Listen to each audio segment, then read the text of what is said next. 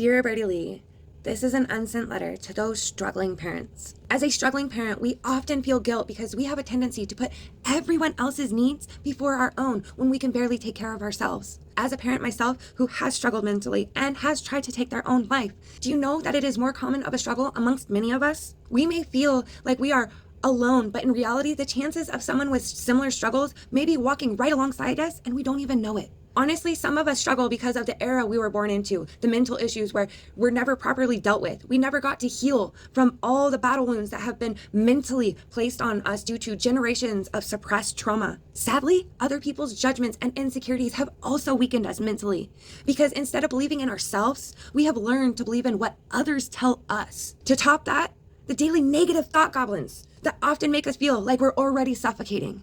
Maybe you are suffering physically. That can also take its toll on us mentally. I know physical pain will take me out. It will lead to higher stress from being overwhelmed with all the things I need to get done instead of taking time to choose me. Not only do I get overwhelmed with the things that I feel need to be done, my mental state will begin to deteriorate in the process. I would let those negative thought goblins discourage me. Then that discouragement would lead to my own procrastination and then lead to that overwhelming feeling again. For a long time, this was a vicious cycle, and I really struggled.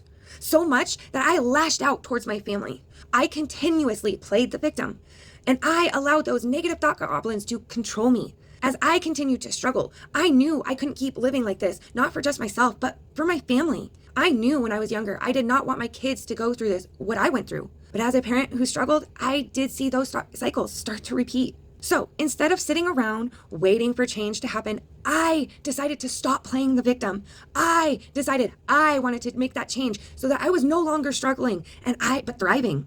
I wanted to live life full of peace and love and not living on could be's and the what ifs. I worked really hard on those shadows because if I didn't work on them, no one else would.